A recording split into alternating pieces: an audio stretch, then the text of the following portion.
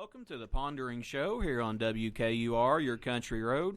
I'm your host, Doug Ponder, and I'm joining you live here at the Don Franklin Chevy Buick GMC Studios in good old Renfro Valley, Kentucky.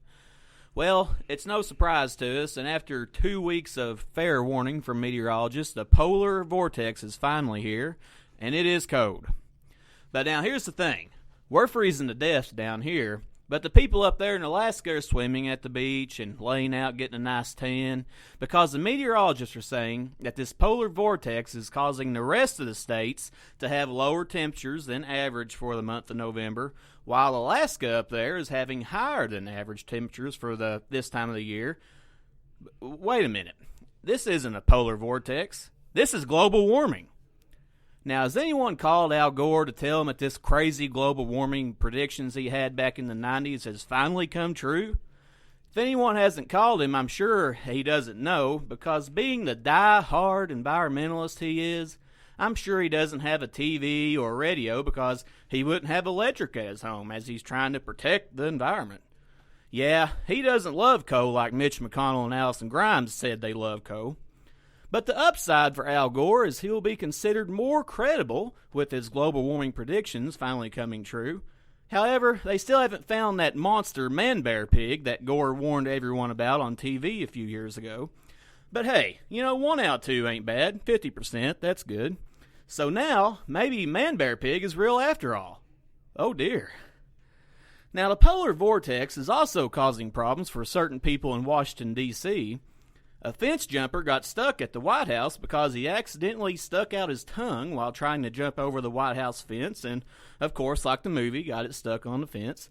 Now, he was left there hopelessly with his tongue stuck to the fence until Secret Service finally noticed about an hour later that someone was stuck on the White House fence. They're always aware, Now, they say the fence jumper is a little rattled from the whole experience, but that he will be back to jumping fences in no time.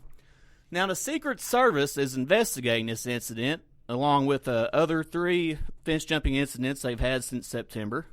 But the bad news for the last fence jumper is that he got his tongue stuck on the fence, and the Secret Service just now got done installing new webcams that allows them to have cameras on for 24/7 throughout the White House grounds.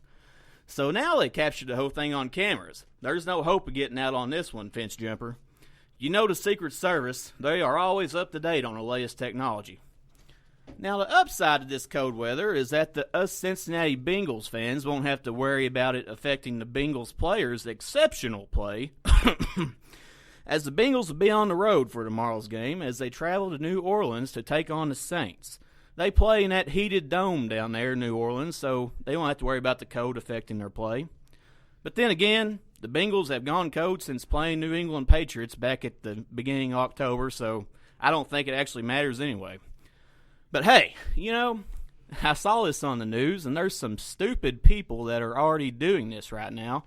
And almost in every state, there is already someone camping outside the stores for Black Friday sales. Oh, and God love the media. The reporters have picked up on this. In every state, they have been going around interviewing these goons that have their makeshift campsites out in front of these stores. And all the early Black Friday campers are saying it's worth it. It's worth sleeping outside in the polar vortex because of the money they will save on the deals for the Christmas. They don't know what's going on.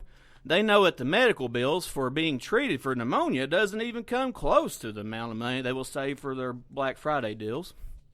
Phew. These stories are already getting into Black Friday because the stores are now trying to undercut each other, for better prices because, they're all friends out there. Now, a lot of stores are opening up on the day before Black Friday. They don't see no problem with it. Their argument is people can tape the NFL games or keep up with it on their smartphones. And it's not like there's a holiday on the day before Black Friday where families get together and have a nice big meal and give thanks for all the blessings in their lives. So these stores don't see nothing wrong with it, and apparently the majority of other people don't either. But speaking of holidays, we're going to take a quick break, and when we come back, we have a great program lined up for you that is centered around the purpose of Veterans Day as a whole.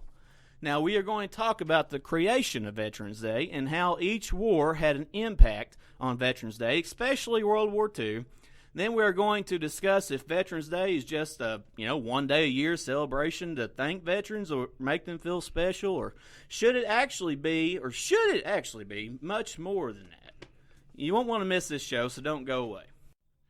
Welcome back to the Pondering Show here on WKUR 94.9, your country road. Now, we are coming to you live from the Don Franklin Chevy Buick GMC studios in Renfro Valley, Kentucky, and there is no better way to start off this show than what we just played for you right here.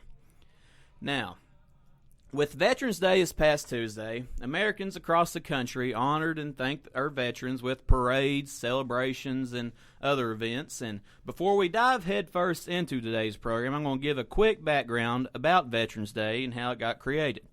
Now, Veterans Day evolved from another holiday called Armistice Day, if I pronounce that wrong, just bear with me, which was created in World War I to honor veterans of that war.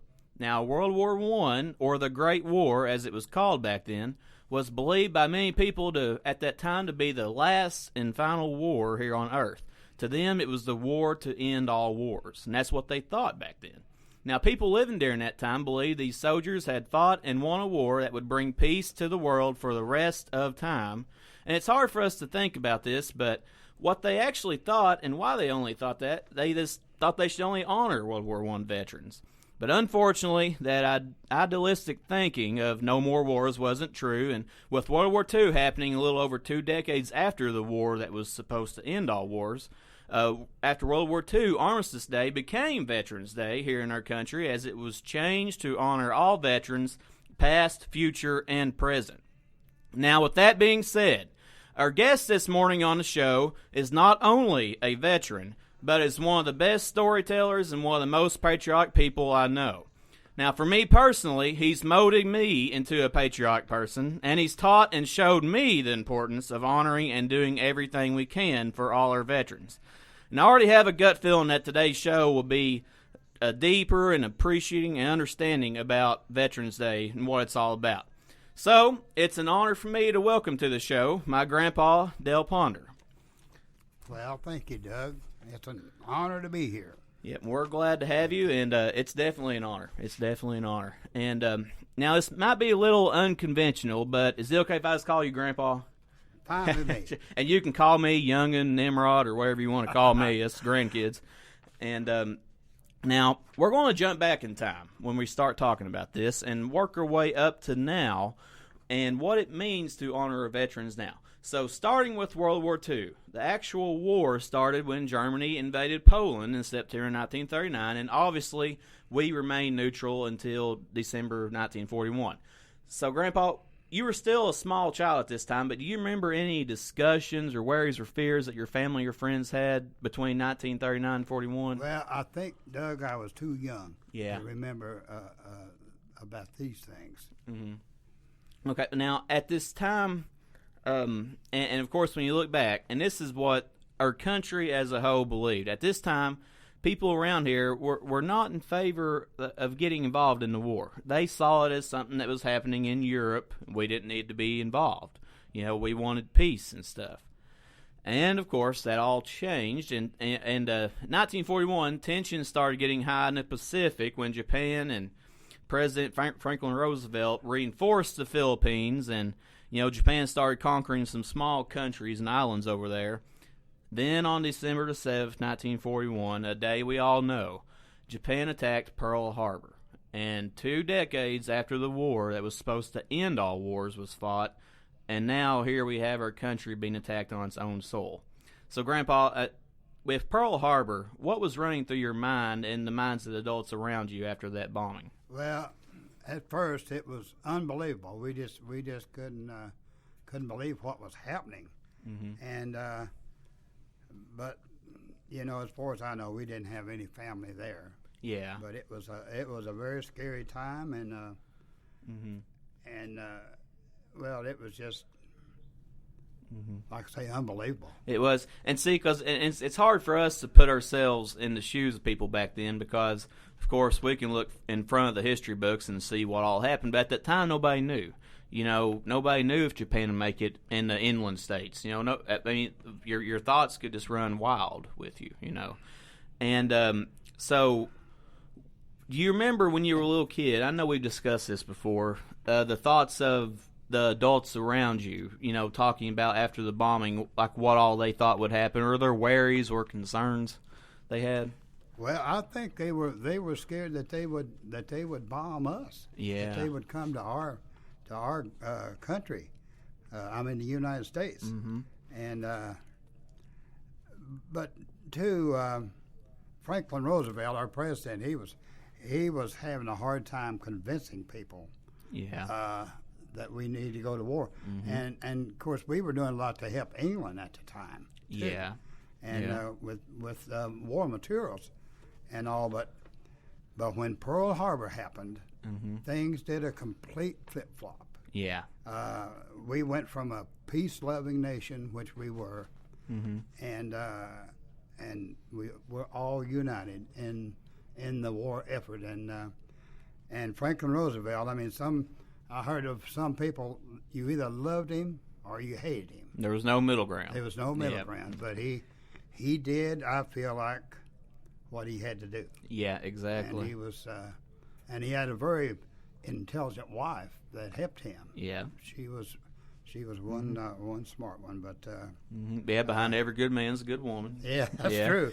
And she wasn't very pretty. I'll have to say that, but now she was very very intelligent. Yeah, because see, and a lot of people don't know this, and when I was thinking about what to say today, I was trying to think back to when I studied this in middle school and high school in history books, and I don't know if this section, I'm sure I remember studying it, but now Japan actually made it in a lot of different places around here. Of course, we're going to talk about Midway, and they were also in Alaska. They were all over the place up in that area, weren't they? And I think my generation especially, we can't realize that or picture that, how scary that was at the time.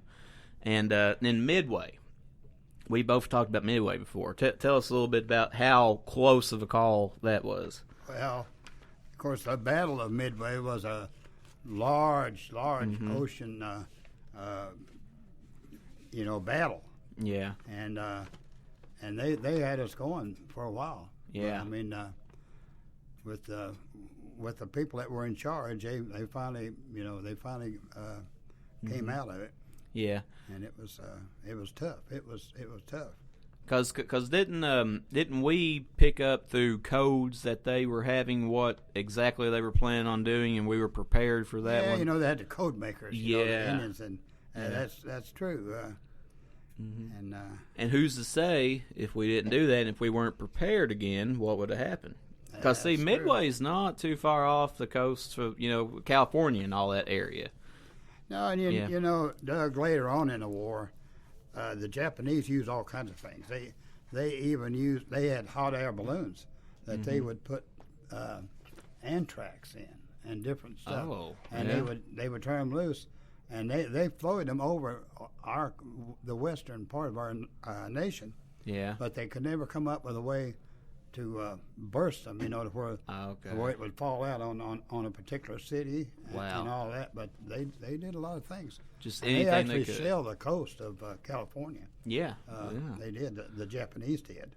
Oh, that's scary. That's scary. Yes, and and then too, and here's what something else is in history books, and this is where we start talking about Veterans Day and stuff. But after Pearl Harbor, President Roosevelt ordered the draft to be from men the ages of 18 to 36, and they had to serve throughout the length of the war, and then I think 6 months after that. And in this community, what was people talking about then? It's like we said, Pearl Harbor, we all changed. We were gung-ho and in support of it. Well, mostly what I can remember, that they would get, when they would get called, they would get a letter that said greetings, from your government, and that was they'd been drafted. Okay. But in this county, lots of volunteers. Yeah. As a matter of fact, our cousins, the 7 cousins, they all volunteered. Yeah. And they were all in at the same time, and actually they fought in 13 major battles. Wow. They and, let's mention him real quick because, see, that's not, a lot of people don't know this, and, I'm sure a lot of people know this, but after Pearl Harbor, President Roosevelt ordered the draft to be from men the ages of 18 to 36, and they had to serve throughout the length of the war, and then 6 months after that. And in this community, what was people talking about then? It's like we said, Pearl Harbor, we all changed. We were gung-ho and in support of it. Well, Are they the largest family of brothers that's fought? I can't remember. They're the largest that I ever heard of. Yeah. And one of them's wife was also in the service at that time. Really? So, wow. And, the sad part about this is the last living one, which was Clayton Ponder, lived right here in Mount Vernon. He sent all the information to Washington. They put this information in the archives. Yeah. And he did all 7 of them, and they told him they couldn't do 7. 5 was the most they could do. Well. And so he told them exactly what I would have told them. That if you couldn't do all 7, don't do any. Yeah. And that's what happened there. But they were, I know Clayton himself, he was on Iwo Jima when they fought there. Yeah, and him and Joe Clark was another one. Clark. And a bunch of people around here. Yes, they were. And yes.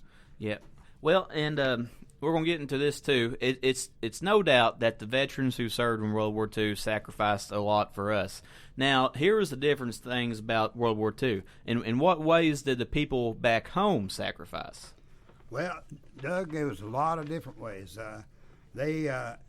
Lots of things were rationed. You had rationing books with stamps, gasoline, shoes, everything.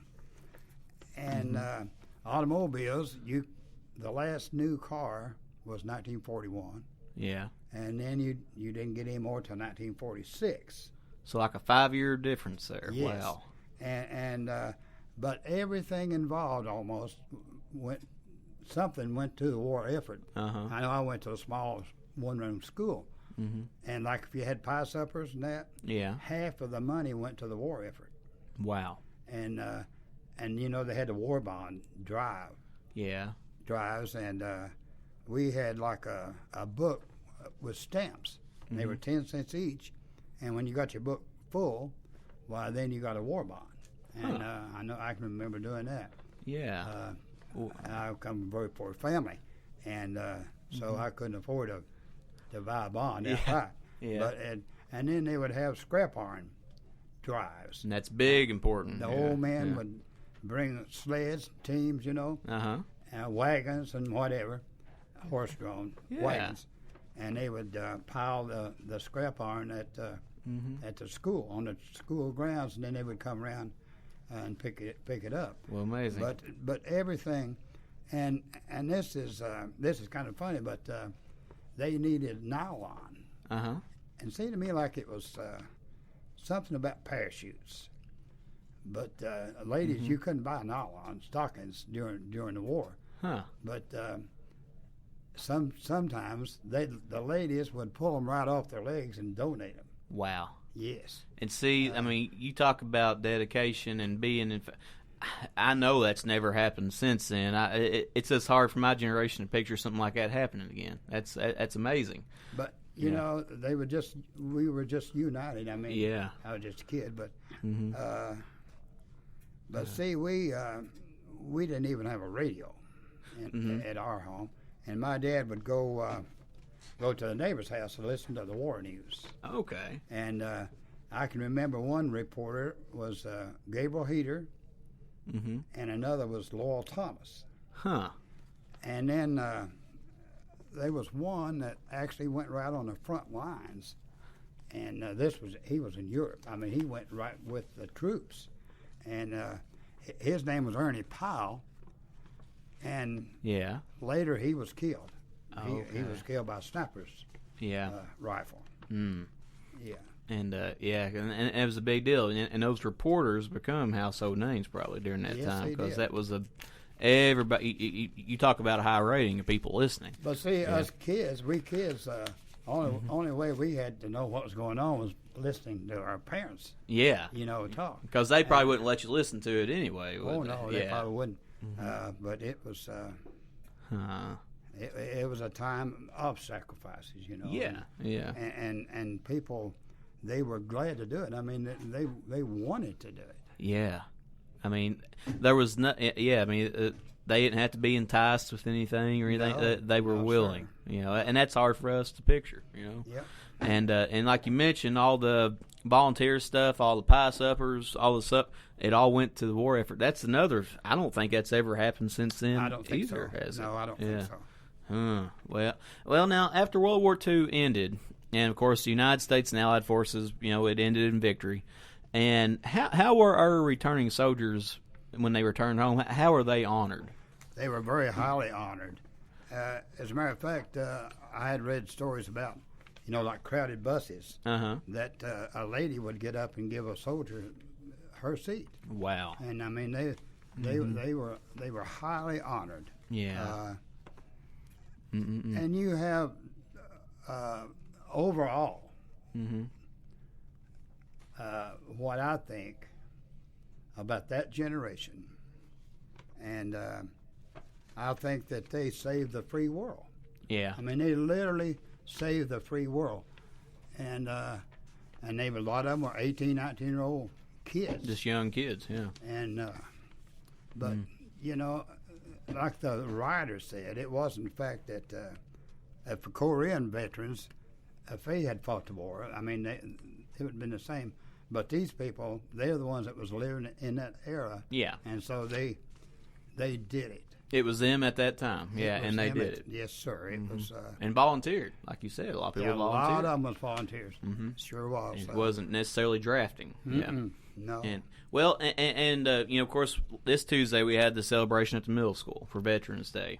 Now, after World War II, those years, a few years after that, how were there a lot of celebrations? Were there a lot of like parades and stuff? Was that different during that time? Yes, it was. Yeah. You didn't. I don't think they had to worry about security so much. Yeah, that's true. And they would have the ticker tape parades and all these different things, and just homecomings, and private homes and all that. It was.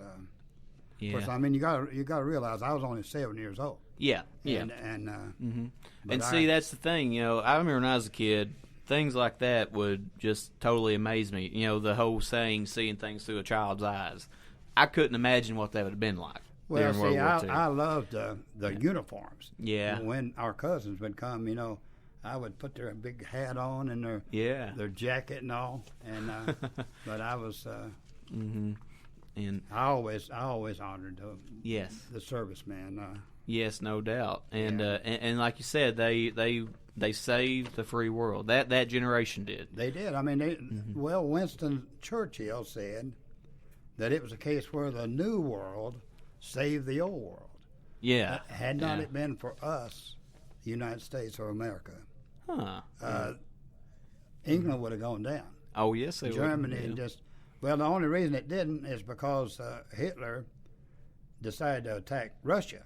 Yeah. And he kind of left England alone for a while, see. Yeah. But if it hadn't been for us, and the president, he did some things that maybe he didn't get the approval of Congress to do, but to send war equipment to England. Yeah. Because he knew that without, they were goners. See, and that's the thing. Could you imagine a president trying to pass that through Congress today? Yeah. Yeah, well, and like I said, that they fought and defended our country so people back home could not have to live their worst fears, and that was in the fear of worried of being attacked, like Pearl Harbor stuff, and that was talk about feeling secure at night in your beds and stuff because of what they did. Yes. And well, we're going to take a quick break, and when we come back, we're going to talk about the perception of Veterans Day after World War II and how it's changed. We're going to talk about your service and stuff too, and so don't go away. Welcome back to the Pondering Show here on WKUR 94.9.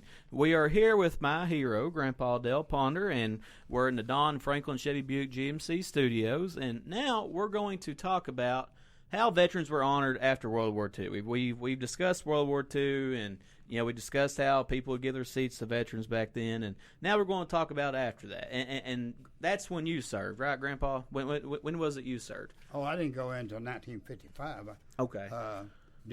I went in between Korea and Vietnam. Okay. Yeah. Because that was where your age fell, right? Yes. Yeah, you were 18 then. I just barely missed Korea. Yeah.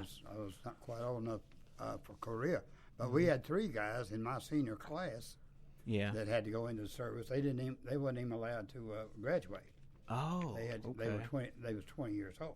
Okay. And they I see. They had to go. Yeah, and so they never graduated high school because of that. Yeah. Well, that's right. That's right. Okay. I don't know if they picked it up later on in life. I think I know who you're talking about. My mind just remembered who you're talking about. I think. Yeah. And so after World War II, we had the Korean War, and then following that, we had the Vietnam War, and they were pretty much back to back. And when you study history and look at things, actually, they're kind of connected to a lot of the same problems World War II started with in some ways and fashions. And of course, now the Korean War took place between June 1950 and July 1953, and a little over 3 years. And then Vietnam War took place between November 1955 and April 1975, and that was almost 20 years. And how was the veterans treated during the time of both these wars and in the middle of them? Well, if you want to talk about Korea, yeah, the way I remember it, they weren't treated bad. No. But they weren't honored like World War II veterans was. But then, do you want to talk about Vietnam? Yeah, and we're going to get into that. And here's the thing, like I said, both wars are similar in the fact, and here's what happened. It's hard to talk about without kind of discussing what the wars kind of started about. And the fact was, Korea and Vietnam, they were split between North Korea, South Korea, while Vietnam was split between North Vietnam and South Vietnam. And in both of these wars, North Korea and North Vietnam were backed by Russia, Soviet Union at the time, and China, while South Korea and South Vietnam was mainly backed by us and Great Britain and the Allied countries. And from everything I've read this week, trying to prepare for this show, like from President Harry Truman, Dwight Eisenhower, John F. Kennedy, Lyndon Johnson, and a lot of those high-ranking military leaders during those times, in the end, their philosophy was that they were trying to avoid another attack on U.S. soil with every decision that they made in Korea and Vietnam. They were trying to be proactive and not kind of just wait out like they did between 39 and 41 and have something happen like a Pearl Harbor again. That was their thinking deep down. And to these guys, the defensive strategy just didn't work anymore, and they pointed toward Pearl Harbor in World War II for that. And, of course, with Korea, you had Stalin. He was mimicking, kind of following the same footsteps as Hitler. And then after that, Russia doing the same thing, and they used communism, which is a form of government. It's kind of like a smokescreen, but, to these smaller countries that are third world countries and the people are struggling, communism's very appealing. And that was kind of their stronghold to try to build. So that's what we were trying to fight against, was communism. And then the result of that was we didn't want, Russia was trying to build up something strong, and with the fear of another attack here happening. That's hard to understand, and there's so many debates and stuff over that, but that's what they were trying to think at the time. And so we're going to get into this real quick. Now, was there ever any anti-war protests here, or was it just in larger cities pretty much? I can't remember any in in Rockcastle County. You say. Yeah, and here's and my question to these people, I hear this a lot. Because of what happened there, people have protests because, especially Vietnam War, they protest because they were upset with the draft. And they thought the war was immoral with the war crimes against civilians, whatever other reasons they thought. And I always try to put myself, even though it's hard, I always try to put myself in these people's shoes to try to figure out what they are thinking. And, I just can't do that with these anti-war people.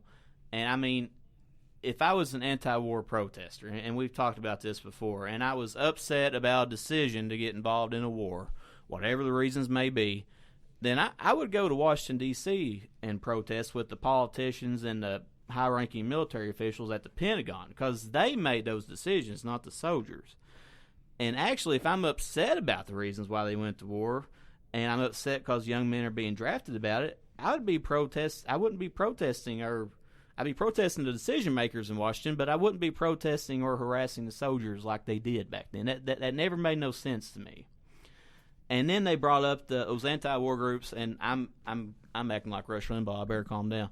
But then these anti-war groups, they brought up the immoral war crimes. That's another issue I've heard when I went to college and stuff. And civilians, and that's their reasoning behind harassing Vietnam War troops when they returned home and all that stuff. But here's my beef with that. With these alleged war crimes like that, it's Myalai massacre, I think that's how you spell it, and they would protest every single veteran that returned. But, that was only one company, approximately 100 soldiers, and there was other alleged war crimes in Vietnam that was just a few select soldiers.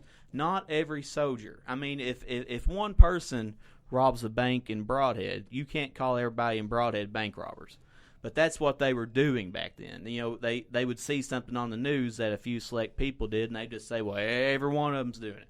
And then they would treat them like that when they come back home. And that just runs all over me, and I've never understood that philosophy that they had. It's just illogical to me.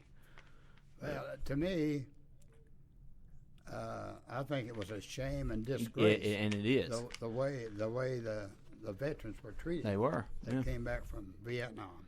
Yeah. And it was a bad war. I mean, it was a tough war. Yeah. And like I said, that's just why I've never understood why they felt the need to protest and harass the veterans returning home.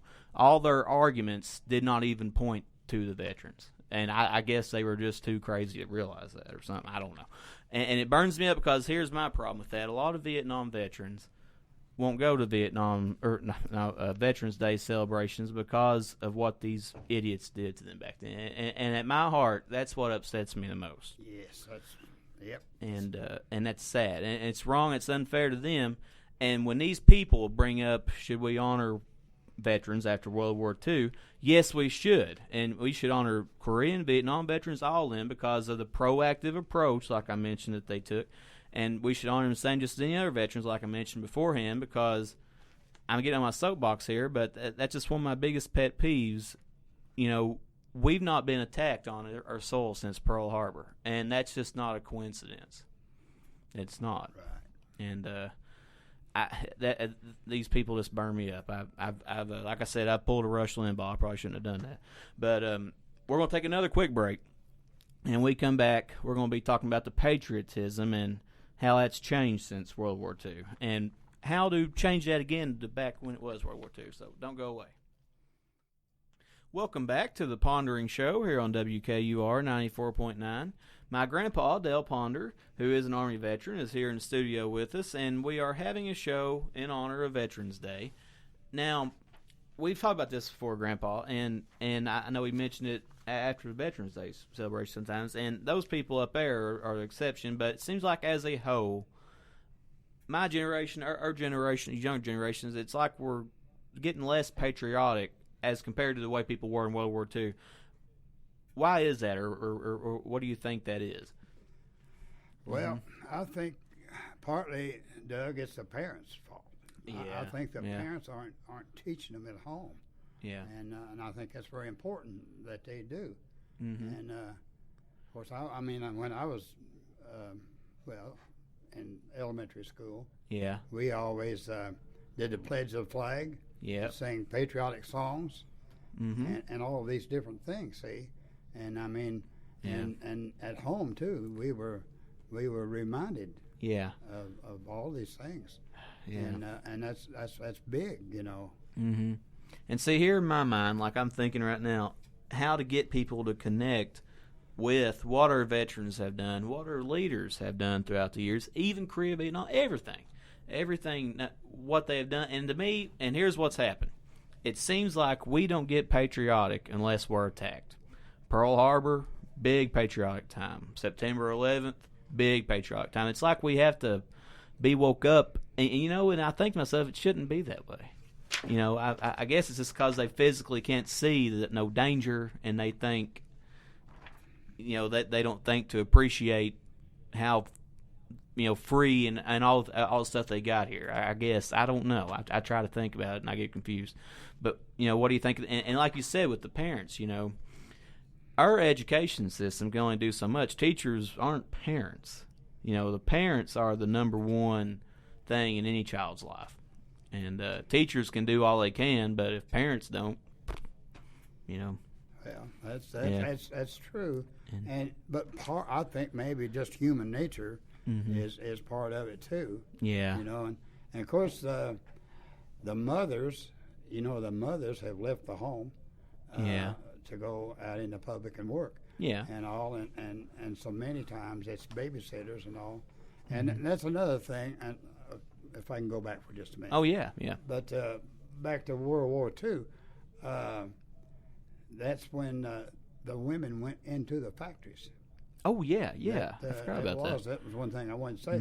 And but I can recall one lady, she worked for an aircraft company, and she put the rivets in. And so they called her Rosie the Riveter. Oh, like the rivets in the airplanes. Yeah. Okay. Yeah. Wow, so that's amazing. And they sacrificed. I mean, you talk about a sacrifice there too. Yeah. And they had compulsory overtime. Yeah. I mean, you didn't say, "Well, I'm going to go fishing Saturday or whatever," but if they worked, they were required to work. Yep. So, Grandpa, I'm going to cut to the bread and butter of this. In your opinion, why do you think we should honor all veterans who have served? Well, I think that any man or woman that's in harm's way, that lays their life on the line, and somebody's shooting at them, trying to kill them, I think that right there, I think they're all heroes. Yeah. I mean, I really do, and I think that's a big reason that we should honor them and should help them. There's not very many World War II veterans left. Yeah. And if we could find out, to help them, take them to the grocery store or to the doctor or whatever. Yeah. And I don't know how many there is in this county right now, but I think over there the other day there's 4. Yeah. I think 4 is what it was. Yeah. The one you talked to, it was in a wheelchair. Yeah. Isaac Barnett, yeah. Yeah. But I can remember at the homecoming in Livingston a few years ago, we had, I think, 12. Oh, see, we honored World War II, and then next year Korea, and then the next year Vietnam. Okay. And that was one time that Vietnam veterans, they came. Well, good. They came. They had the whole stage covered. And I told them to have their wives come if they wanted to. Well, good. And so at the end of the line, I handed the first man the microphone and told them to say whatever they wanted to say, and then pass the microphone to the next person. Yeah. And they did. They were. It was good. You talk about a way to honor our veterans. That's the greatest example. I would like to see that widespread across the country. I would too. I certainly would. It's deserved. And you mentioned something that made me think about this. And, we're all busy. We all have jobs, families, and other priorities and stuff. And sometimes I think that's where patriotism gets lost because we're all just busy with our own lives. We're all guilty of that. But I tell you what really brings me back down. And when I read, and they had this up here at the Celebration Tuesday, of some soldiers' stories from every war. And I just kind of started reading through those. And it just blew me away. If you want to really see how people sacrifice something, get their memoirs, get their personal journals, and read that. I mean, that you talk about something that brings it personal to you. And in my opinion, I think there should be more of that as a communication thing. I think we should have that in schools. I think kids should be required to read that so they can actually see, other than, well, here's what happened in the war, yada, yada. They can actually see what us everyday people have done for them. That would make a huge difference. Yeah. And I hope they would do that. Now, let's see here, Grandpa. Now, do you think that there should be other things? Of course, we got Veterans Day, and we mentioned, too, other things to help them. Do you think there should be any way that if there's other things? Because really, in all honesty, they should be honored every day, But some other programs or something to help them? Like, what's your opinion on that? I know there's some things like that happening. Well, I mean, I think it would be great. I mean, I think we should. And but you know, some of the people, they have reunions. Yeah. Once a year. Ken Hopkins, I know he used to go, and they would have reunions different parts of the country. Yeah. And but that was just a one day a year affair. Yeah. You know? Yeah. But no, well, to me, there's just no end of what the fighting man should be honored. That's exactly right. Yeah. And I was thinking about this. I got to be very careful how I say this. You know, us Christians, Jesus sacrificed his life on the cross for us.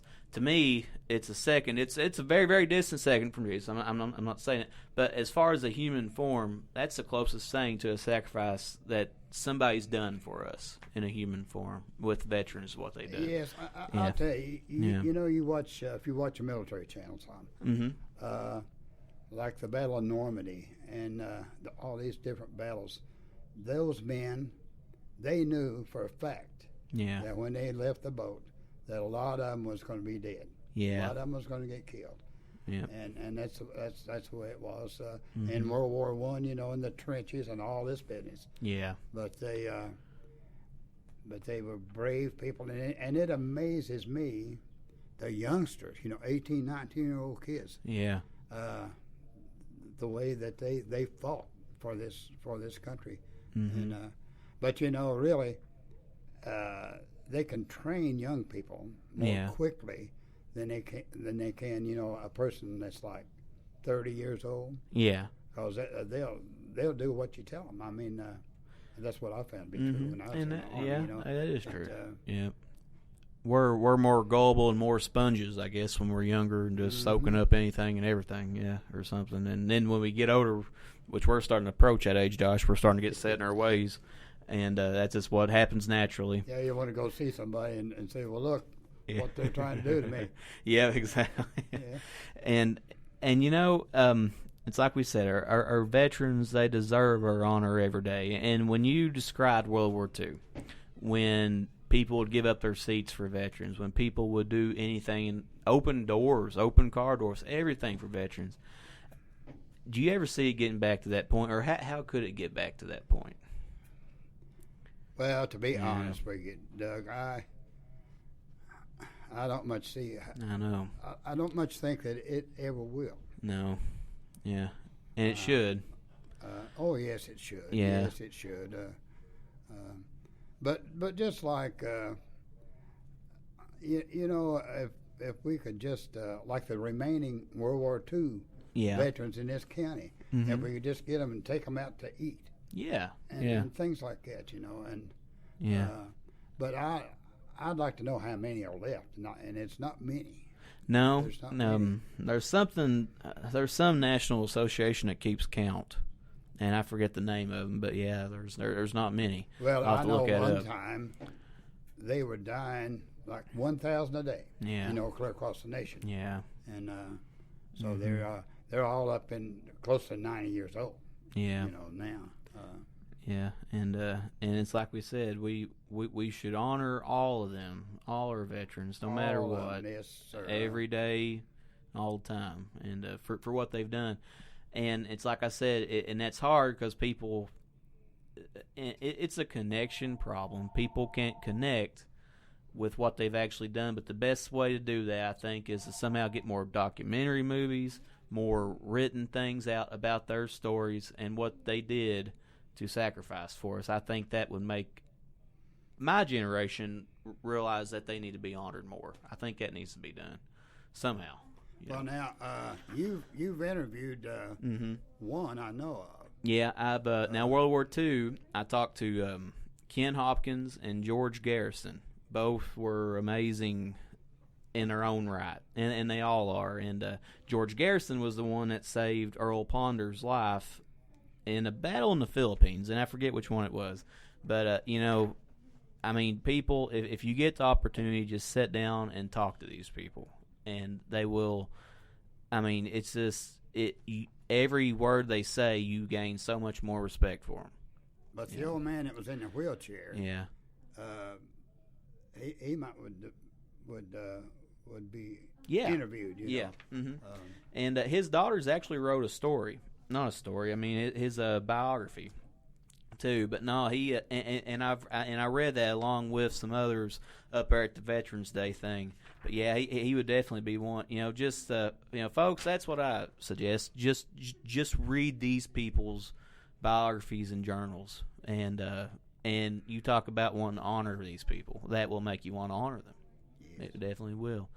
And well, Grandpa, is there anything else you'd like to say at the end of the show? Well, I just want to say that I appreciate you asking me. Hey, it's an honor. It's been, and it's like I said, I grew up hearing your stories of World War II, your stories of your service, and you taught me and Joe and JD both, us three, Nimrod grandkids. You taught us how to be patriotic, and you showed us how to be patriotic, and that was just something that's I can never thank you for. Well, I'm glad. And also for your service so glad, too. yes. Yeah, and it's definitely appreciated. Well, it looks like we're out of time, and I want to once again thank my grandpa Del Ponder for coming in to talk about Veterans Day and patriotism and why they're both so important.